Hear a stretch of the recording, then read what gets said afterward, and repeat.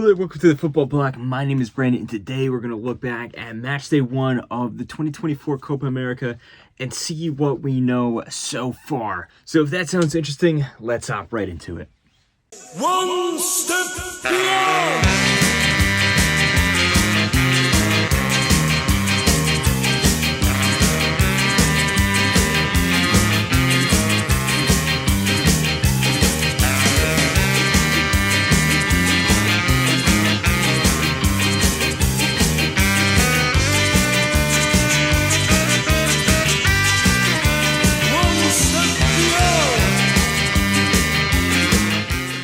So like I just said, match day 1 of the 2024 Copa America has come to a close. Every single one of these teams has played their opening match.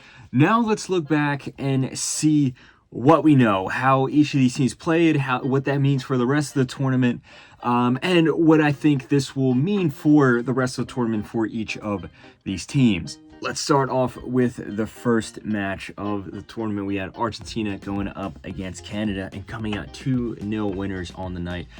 Like I said, this was the opening game of the Copa America. Argentina was going up against Canada. Obviously, Argentina is the reigning champions of the Copa America 2021, World Cup 2022, and of course the Finalissima sandwiched in between those two tournaments there. And then Canada is a team that is in a bit of turmoil right now. No more John Herdman. Jesse Marsch is coming in. They're a team that did so great going into the World Cup and then did really poorly at the World Cup. They also didn't do too well at the Gold Cup last year, so there was a lot of questions about this team in particular. Argentina is same old, and I have to admit, though, I think that even though Argentina came out on top, it was a bit of a, I don't want to say disappointing performance, but it was a bit of a lethargic performance. It almost gave across the concept that Argentina was maybe a little too arrogant, if anything. The way that they were just so nonchalant in this game. They seemed relaxed, but maybe a little bit too relaxed. And Canada did have some serious chances. Not a whole lot. There was one or two, especially at the beginning of the second half.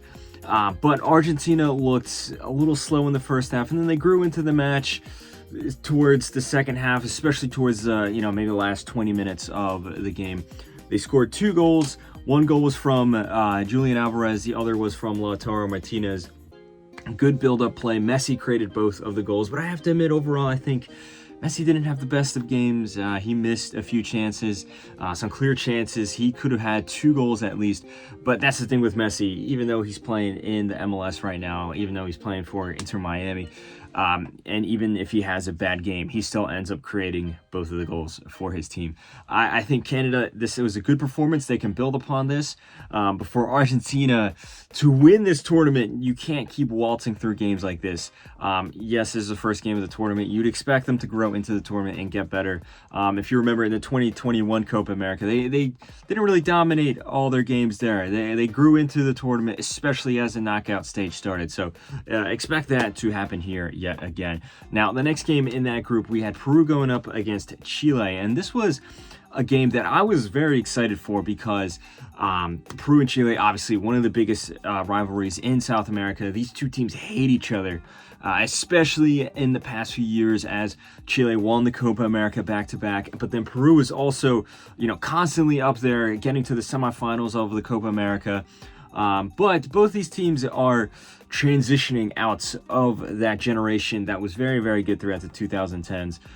So I was very interested to see how this match would turn out. I thought that Peru might come out on top. Now, this game, while there was aspects of it that was fun to watch, in that how intense it was, the passion that the players showed, but outside of that, it was actually a very boring game. It ended up being 0-0. I thought this was going to be a goal fest. I thought there was going to be lots of chances and stuff. Chile had the better chances on the night. I thought Alexis Sanchez had the best chance of the whole game early in the first half there. All he had to do was just redirect the ball into the roof of the net. He skied it. Disappointing shot from him.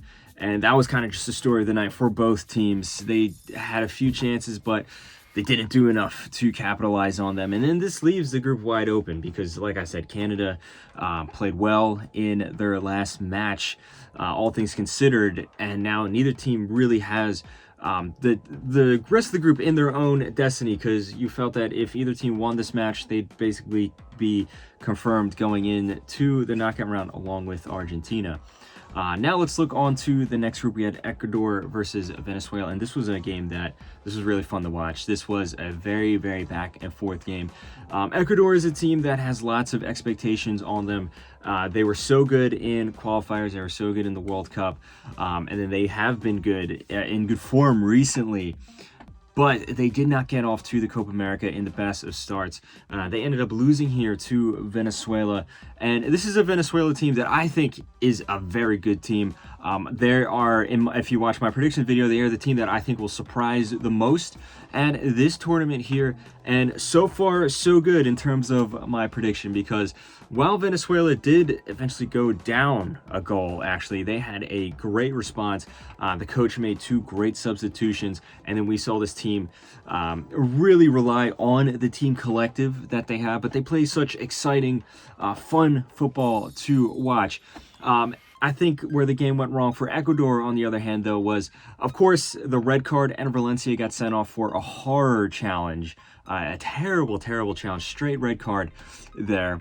But also, I just think Ecuador looked very disjointed up top, and then they also did not look as concise at the back as we know that they can be. The next game we have up is Mexico versus Jamaica, and this was a game that we've seen many times. Not so much in the Copa America, although these two teams did play each other in 2016. But we see it all the time in the Nations League and the Gold Cup. And I personally thought this was going to end up how it almost always does, with Jamaica falling short and Mexico ending up on top. And that's exactly what happened. Jamaica had a few chances. I don't rate this Jamaican team at all, but I do have to admit they had a few chances here. But when it really came down to it, Mexico was the better team. It wasn't an easy game for them. I think overall it was a bit of a dull performance, but Arteaga scored a really nice goal to make it 1-0 in the second half, and then Mexico held on to that lead for the rest of the night. The next game we're going to talk about in the next group is USA, the host nation, going up against Bolivia, the worst nation in CONMEBOL, and probably on paper the worst team in the tournament here. Although in terms of a team collective, I think possibly there's a few other teams that could be worse than them. This was a 2-0 win for the United States, and on paper this was a great start for the United States here. You know, I had some interesting expectations for the United States heading into this tournament, considering we lost 5-1 to Colombia in that friendly, and then followed that up with a respectable 1-1 draw against Brazil. So I wasn't really sure what to expect here, and this game also was a bit of a mixed bag. Like I said, on paper, very good result. Start off the Copa America with a good win with 3 points. But I do think that this scoreline could have been a lot higher. And also, there was some specific flaws within how the U.S. played, that if we played against a bigger team, they would have been heavily exploited. I think the U.S. started off on the front foot. They played really, really well in the first maybe 20 minutes, but then they took their foot off of the gas. I did not like seeing that. I really thought the U.S. should have powered through at least the entire first half, going full intensity, pressuring every ball, trying to build up a high enough score, because they were able to score once within the third minute. So I would have wanted to see the U.S. rack up goals there, so they had a cushion going into the second half there when you inevitably get tired. Fortunately, that did not happen. But the biggest positive, in my opinion, was the performance of Christian Pulisic. He got the opening goal, which was a beautiful strike from just the edge of the box off a short corner, curled it into the top far corner there of the net. And also he got the assist for Balogun's goal in the second half there. Every time he got on the ball, it looked like he was going to create something. He had a wonderful performance. I am really excited to see him carry this U.S. team throughout the rest of this tournament here. Hopefully he keeps up this great form. But I do think that the U.S. needs to really shore up the holes in their defense, and then also manage the game better. know when to press, know when to be aggressive, and then, of course, know when to drop back and be more defensive at the right point and at the right time. Now, the next game in the group, we had Uruguay versus Panama, and I have to admit, I think, personally, the way Uruguay played in this game was actually the best individual performance that we've seen from any team up until this point. I thought Uruguay was masterful on the ball. It was pure Bielsa ball that we saw. Everything for this team worked well. And also, on the paper, you might look at this and be like, oh, Panama, not the best of teams. But Panama actually, in my opinion, played pretty well. The fact that they lost 3-1 here doesn't really have to do with them playing poorly. It was just Uruguay was that much better. The entire team, the way that they work together, the strong team collective that they have was very impressive to see. In particular, Darwin Nunez up top had a good game off the ball. On the ball, not as much. It's hot and cold for him. He missed some clear tap-ins, but then he ended up scoring a pretty nice volley in the second half there. But overall, this was a great performance. Araujo, the left winger there, scored one of the goals of the tournament to open the scoring in this match. And then Panama did get a goal back with a few minutes left. It was a very, very nice strike as well. Nothing that the Uruguayan defense could have done about it. I'm very excited to see Uruguay go forth in this tournament. But as a USA fan myself, I'm a little bit worried because Panama showed that they can play.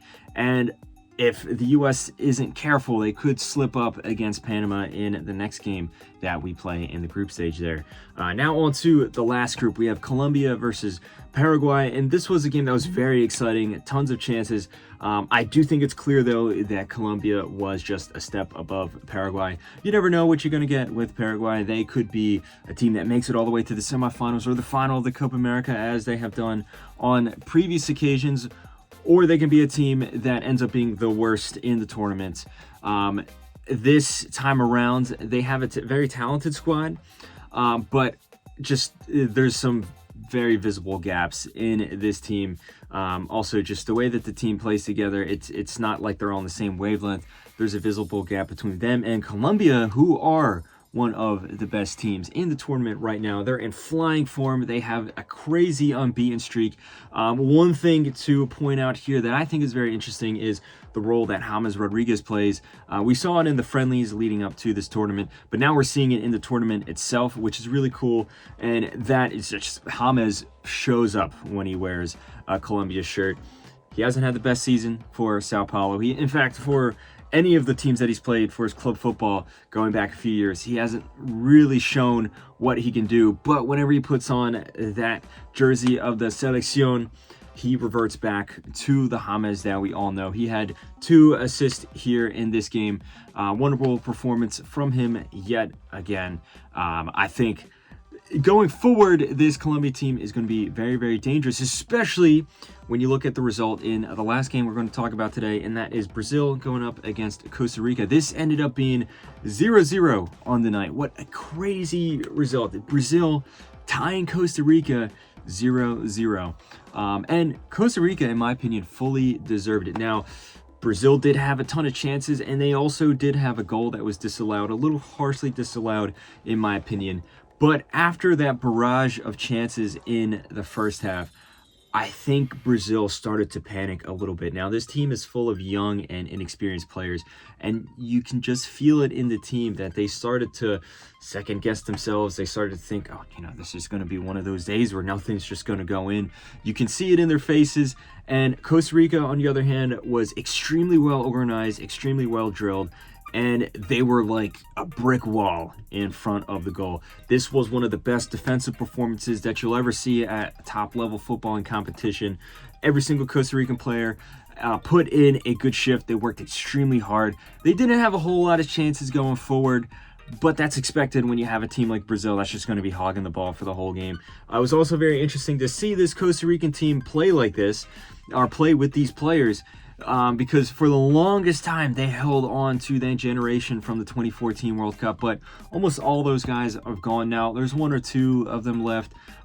Joel Campbell is the standout one there, and there's a few other veterans who maybe weren't at 2014, but they've been around at previous tournaments since. But most of these guys are all brand new, and yet for essentially their first Copa America game, it was a very, very respectable performance. But Brazil is in a bit of trouble because they have to win against Paraguay and they have to win against Colombia now. Two not easy games for them there. So anyway, let me know all your thoughts between all these games here at the Copa America. So far, it's been a pretty fun tournament. As a USA fan myself, I am excited, but I'm also a little worried. So let me know all your thoughts. If you support a team that's from one of these nations here, let me know what you think going ahead for these next group stage games and then potentially for the knockout rounds. Make sure to put all your thoughts in the comment section below. Don't forget to like and subscribe. Share this video with a friend. But anyway, guys, my name is Brandon. This has been the Football Bloc, and I hope you have a nice rest of your night. One step beyond.